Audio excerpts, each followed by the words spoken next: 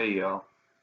So today we're going to be doing a new kind of idea I had. So we call this the library loot out. So this is where I go to my local library and find three videos, typically sticking to some theme, this time being horror. Um, and then I basically review them and put them, up against each other. So I'm first going to review them in what I think in the general order I watched them. So the first was The Curse of La Llorona. This is one of the Conjuring universe kind of movies. It's one of James Wan's newer ones, essentially. And I thought it was pretty strong, honestly. Like, I didn't know what. It was a little slow in the beginning, but it was kind of refreshing to see.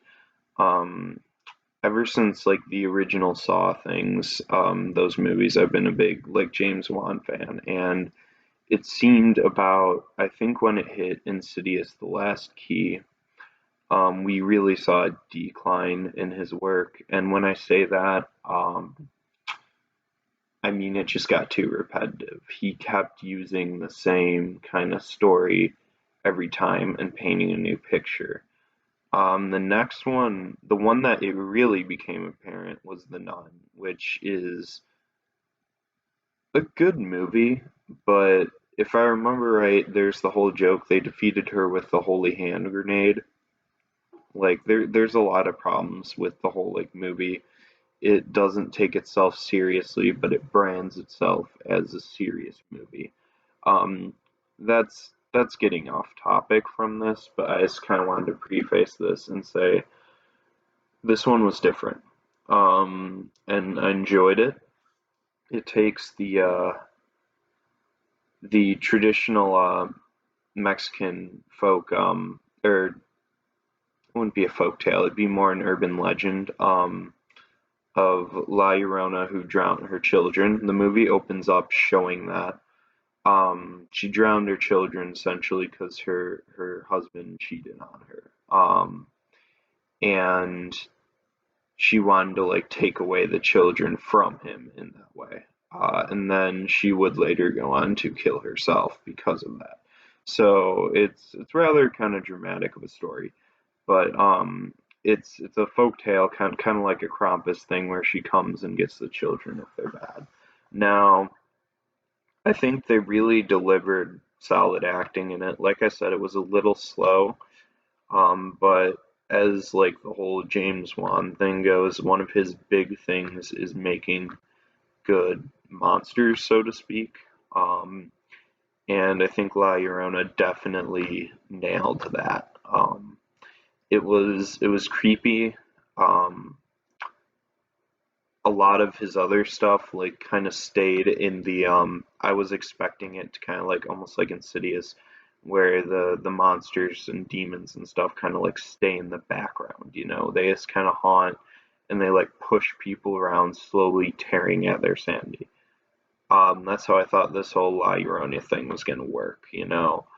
No, she's very more to compare to other things he's worked on. She's very more like the demon. I'm forgetting his name. It will come to me.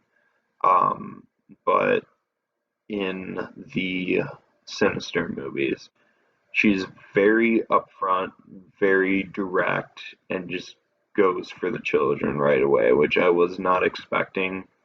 I thought it was going to be kind of more like a thing that go bump in the night. No, it's very more physical. Not too many spoiler alerts, but they also have some interactions with the church, which I find really kind of interesting because, as someone who's Catholic myself, it's very interesting how like they actually I'm glad instead of just going to the church and them like saying, "Oh yeah, we'll take care of this, demon that's haunting you, no problem." They actually talked about, how there is a whole process before they even go in for something like an exorcism. Like the church will actually find you like psychologists and psychiatrists and stuff to make sure, is this really something demonic or is this just like schizophrenia, or something, people are seeing things that shouldn't be there, essentially. So I thought that was interesting. All in all, I think it was a pretty solid movie, not gonna lie. Um, I enjoyed it. Is it the best horror movie I've seen? No. But I think for what it did well. Moving on to the next one is The Strangers Pray at Night. Now, this one I heard a lot about, and frankly, I'm just going to be honest here. I was really disappointed.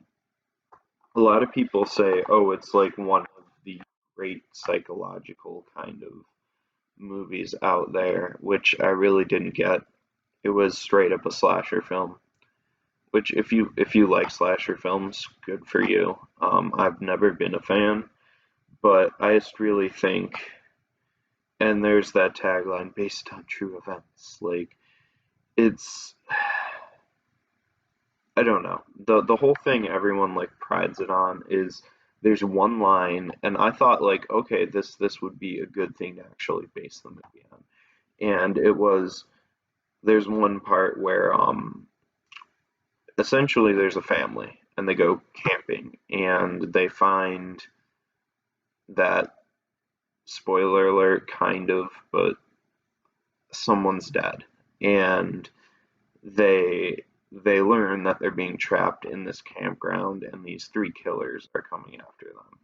And one part they actually, defeat one of the killers and they ask, before just like blowing them to bits, they're like, well, why are you doing this? And their whole response is, because we could.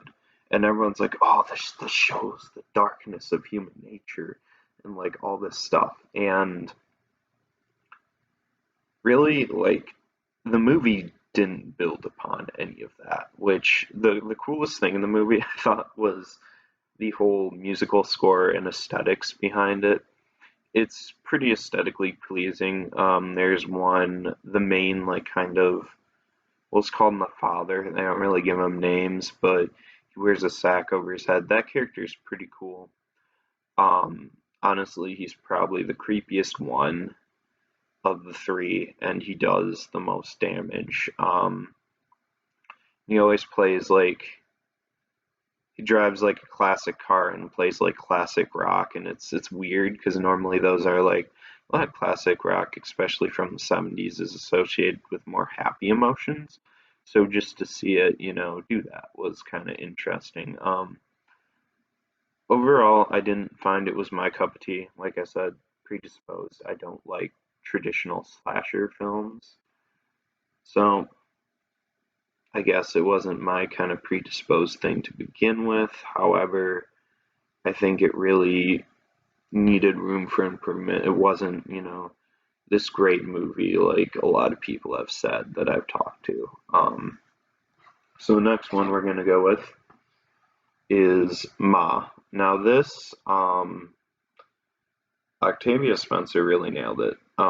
This was one I was kind of like, you know, should I see it? Should I not? I didn't see it in theaters, obviously, but damn, it was actually really really good. It blew all expectations. And I really like this one trend in horror, and I shouldn't say that because that's how bad things like start. Like this kind of trend is why people think a lot of what they see from horror movies, why people are violent is because of mental illness, when the truth is, um, like things like schizophrenia, they're actually less likely than the, I guess, person with more, mental health like regulation is. So essentially, like they're in more danger to themselves than other people is essentially it. But horror movies, there's this whole thing where they've kind of perpetrated that people with mental illness are all serial killers, which is not the case. But anyhow, one kind of trend that you know I like that they're including, but I don't because of that whole like how it actually affects the good work they do in real life is the main character is a veterinarian, which is very similar to if you've ever seen the horror movie Raw produced in France. I think there's something that just freaks the living daylight about like out of me with vets. Honestly, like it's one of the weird things.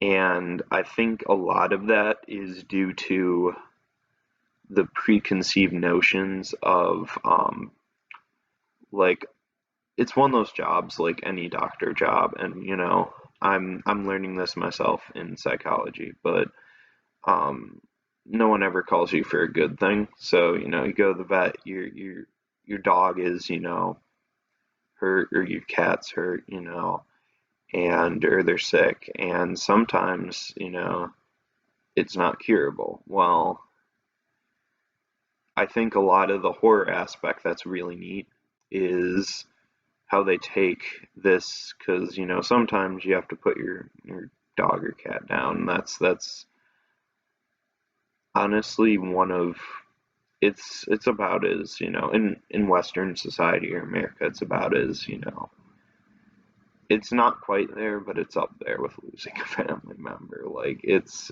pretty up there. So I think there's and vets seem they're very professional about it, and they do this every day, or I shouldn't say every day, but probably at least once a week or something. So you get desensitized to things like that because it's a job. I mean, they do feel for the people, but it's just like anything. If you're a surgeon, you cut people open. You're not going to flip every time you see a stomach because you've seen it a million times. You know what to do. So I think it's that desensitization that really scares people. And it kind of, I like how they're including that, but I kind of don't, like I said. Anyhow, that's really off on a tangent. That's just something I've been noticing as a trend. Um, and essentially, without spoiling too much, it goes into her backstory quite a bit, and Ma, the character, who's Sue Ann's her real name, but she invites these kids over. Well, it first starts out she's buying them drinks illegally because they're underage. So she buys them drinks like outside. They just give her a list, and she's like, "Ah, oh, heck it, I did it when I was a kid, and what's the harm in helping these kids?" Then eventually she's like, I don't want you guys drunk driving and stuff, so why don't you just hang out at my place? We'll have, you guys can drink. It starts out actually, I'm not condoning it because that is weird. You shouldn't just go to random people's houses that are well above your age, especially you shouldn't be underage drinking. There's a lot of weird things going on in this movie, but like her rationale seems pretty sane. Like, it's better that these kids, if they're gonna drink, they might as well drink in a safe environment rather than, driving on the road. It seems sane. Even at one point, she's like to the designated driver, like, "Hey, we're gonna check you to make sure you're not drunk at the end of the night." Like, she seems like a good character. Then everything starts going downhill, and it goes downhill fast, and it gets really, really, um, really creepy. Um, it she starts getting really stalkery. I'm not gonna really. There's there's a lot to unpack in the movie, and if I say too much, it's gonna spoil. And not like I haven't kind of spoiled through the others, but I feel like this is one we really need to sit down and watch it. If I told you everything that happens, you'd probably not want to watch it, but it's really good. Like it's on a very disturbing level. I will say that it is not. I would put it up as like it's not on my S tier of horror movies. My S tier is a weird tier. I can talk about that later. What my S tier looks like. but I would definitely consider it like A tier. It's not B tier. Like this one was good. Um, as a standalone, it's really if you're looking for something that's more than just because I don't like slashers because what like pretty much all it is there's a girl. She's the one who lives. We know that. That's the trope. And then everyone else just gets butchered. Like there's nothing to be learned. And I think in horror you need something to be learned or something to be explored, some kind of emotion, some kind of catharsis from it. And I think this one really nails a fear, really. Really like kind of a stranger danger kind of thing. And it gets really suspenseful. And I think overall it does its job. Um, and it does its job well. It's executed perfectly from beginning to end. There is not a slow part. There's no part at watching the movie where I was just like, dang. Or with some of the others in this pile, it was kind of like, I don't really see where this is going. No, this one from second one to the credits is good. And I say that like the credits actually do have some pretty lit music to them. Excuse me there. Um, so yeah, all in all, it's a terrific movie, and I just it's so hard because I don't want to spoil anything. All I'll say is Octavia Spencer does a really good job. All the actors really do a good job. It hits on some pretty adult topics and how things from childhood can kind of influence later on. And it's really a neat movie. Um, I wouldn't say there's anything like it out there.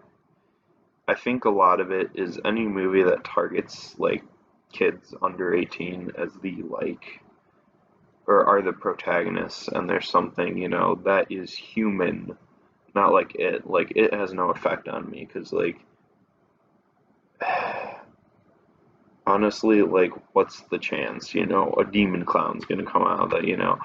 Um I find the more human aspects, I mean not to be like bashing it, but the human aspects or like the black magic kind of horror movies are my kind of thing because that actually to me it could happen. Obviously the human it's happened, but the whole like kind of black magic-y kind of stuff, like yeah, I mean alone the amount we trust into symbols and stuff, like there's some reality, and so it scares me because it's relatable in a way.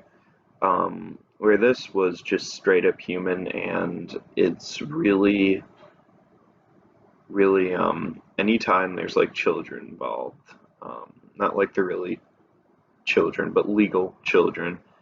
I don't know. I just find it a lot scarier, because I don't know. It just like one of my kind of S tier ones I would rank of all horror movies is called The Girl Next Door, and it's about child abuse, and it's a real story. Um, and there's nothing like, nothing too gory. It's not like, a Saw or something where there's like all this stuff going on. It's just like straight up raw and just disturbing. Like you have to throw up after that movie. And like I said, it's not because of blood, it's just the whole idea of it. I kind of got the vibe from this one, although, it's totally fictional, but still, just the way they portray it is something that comes across as very real. Um, and just to me, it really, really kind of hit home, and I think it was good. So, if by the time I talked about them, if you couldn't figure out which one was the winner on here, Ma's definitely taken the cake. Like I said, it's just good. Watch it if you haven't watched it. It's very good. Um, I don't know how else to put it. It's without spoiling it. Next up, once again, probably pretty predictable. Curse of La Llorona. Um, I'm really happy to see that James Wan kind of stepped out of that and is focusing on like actually building off into smaller kind of things instead of just doing these franchises and then you learn about like a sub villain like the Nun, you know. Like this was its own thing. Like as far as like the Conjuring universe, like it's it would have been a good movie just alone. Like I think it adds to that like cinematic universe quite a bit, but I think it's just a solid movie on its own. Like no denying whatsoever. Um, it's a good watch. Now, like I said, is it up there on A tier? No, it's probably like C plus tier, but it's still a good one to watch just when you want to have fun. Honestly, and that's kind of what I admire about James Wan's like newer stuff is it's a lot of just I don't know. It's a lot like that. You can just have fun with it. I think that's something we're losing a lot because you see a lot of these like bigger horror movies that are purposely trying to make a statement. And I think sometimes the best statement is made when you're not trying to make it. Um, that's why I think a lot of the more independent ones, and I'll do a list of that too, of independent horror movies I liked. But honestly, yeah. Um, there's just way too many that push nowadays, honestly, for that title. And I think how James Wan is rearing it kind of now, it's less actiony, it's getting more back to the roots of horror, and I like that. Um, and they may not be as like impactful as like Saw was, like the first three anyhow. The rest kind of trailed off, but the first three were something different and unique that I really enjoyed anyhow. And this one, I think it kind of fits in the category of it's not really having any like impact, but it's a good watch. It's a good one just to sit down with family or friends and watch. There's nothing to really sit back and digest, but rather just enjoy, which I think is neat. Now, to go by that, The Strangers. This one is the one that a lot of people said, oh, it's got this huge message in it. And it's a perfect example of that. People try to create that message and, well, either follow through and make it good. No offense. I know it's a hard, and I don't have much, you know, ground to criticize on. But follow through and make it good, or just unlist it. Don't say it's, you know, some great masterpiece that has some great message. Because I think we all know at this point, if left to their own vices, not everyone, but most people will fall into that temptation and they'll do bad things. I mean, that's just kind of how the world works. It's not, and two, I don't feel like if you watch the ending of the movie and who lives and who dies, well, you know, the one girl lives and that's it. But it's the whole thing is just kind of it was predictable from beginning to end. Um, I just couldn't get into it. Other than the one like main killer, the father guy, he was pretty good. Like he nailed it. He was the Torgo of the film. He was the Torgo of the Manos Hands of Fate. You know, like the guy who showed up and tried when. Not to say everyone else wasn't trying because they probably got really bad parts. Hate to be critical of it, but I feel like that was the only character that really had some interest behind him. And overall, I just think, especially is one of those movies that I don't know if it was they tried to play it off as that or people has thought of it later as that. But it's one of those ones that I was expecting. I heard good things, and maybe I put my hopes too high. But I went in and I was expecting this kind of revelation, which there's a lot of movies like that, that you go in and you expect something to come out. I'm trying to think of a perfect example. This is gonna take a while, but I'll get there. I'm kind of having a brain fart, but oh, it's not technically a horror movie, but there's one called Happiness, and it is like once again nothing gory, nothing, but it is just downright disturbing. And this is a movie that this one, like, if there's any kids watching this, for I mark most of my videos not for kids, but if there's any kids watching this, and I know saying it kind of, don't look this movie up. Like, honestly, it is 100% like 18 plus. Like, even if you're 17, don't watch this crap. Like, it's just disturbing, and it will mess you up. Like, I felt sick for a week after it. And honestly, like this movie, I feel a lot of people kind of brand in that category, but it's not life changing at all. There's nothing. You go in, it's a slasher.